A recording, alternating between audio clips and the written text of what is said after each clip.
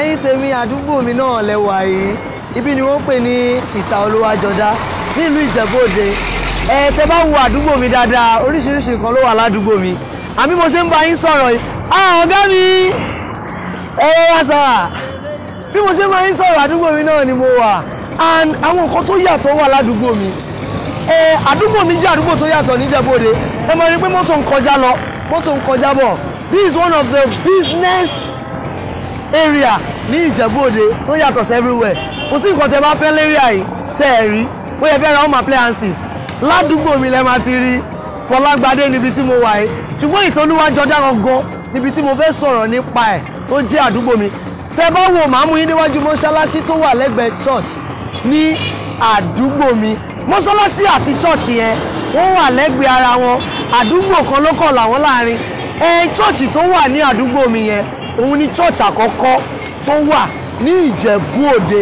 Ẹ máa bá mi ká lọ church tí mò ń sọ náà rèé Cathedral Church ìta Olúwàjọdá Ìjẹ̀bú-Òde. Church yìí jẹ́ church tó tóbi jù ní Ìjẹ̀bú-Òde. Kò sí church tó tóbi tó Cathedral Church of Our Saviour ìta Olúwàjọdá ní Ìjẹ̀bú-Òde. Lẹ́yìn church yìí a tún ní mọ́ṣáláṣí lẹ́gbẹ̀ẹ́ àmọ́ church yìí náà ní àwọn èèyàn jàǹkànjàǹkàn tó pọ̀ jù ní Ìjẹ̀bú-Òde. Church yìí ni wọ́n ń lọ. Bàbá wa Ṣùbòmí church yìí ni wọ́n ń lọ. Bàbá wa Àwùjalẹ̀ tí wọ́n bá fẹ́ jọ́sìn inú ìjọ yìí náà ni wọ́n ti máa ń jọ́sìn pẹ̀lú. Ẹ̀wọ̀n mọ́ṣáláṣí àti church yìí nìkan kọ́ ló wà ládùúgbò mi o. Ẹ jẹ́ kí n mú yín wọnú àdúgbò mi màá mú yín débi tá ti máa ń jẹun. Ẹ máa bá mi ká lọ ẹ jẹ́ ká jọ sọdá ká wọnú àdúgbò mi lọ. Ẹ má bínú ọkọ̀ máa ń lọ bọ̀ ládùúgbò mi torí ẹni sọdá yẹn ṣe fẹ́ ṣe bákan díẹ̀. Inú àdúgbò mi náà là ń lọ báyìí ẹ máa bá mi ká lọ.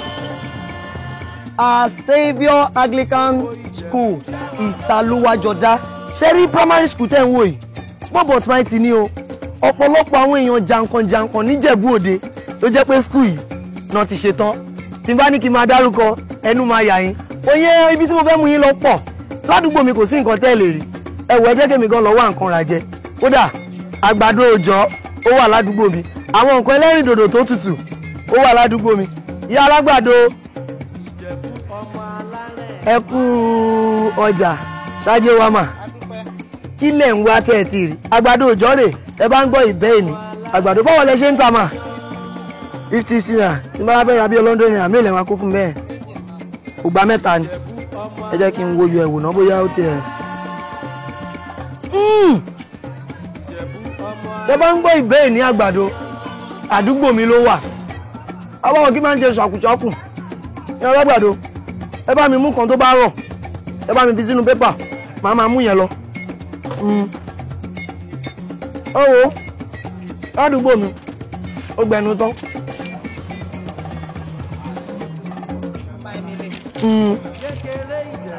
Ibo ni mo wà nísìn? Ilé bàbá wa Balógun Ṣọ́yè.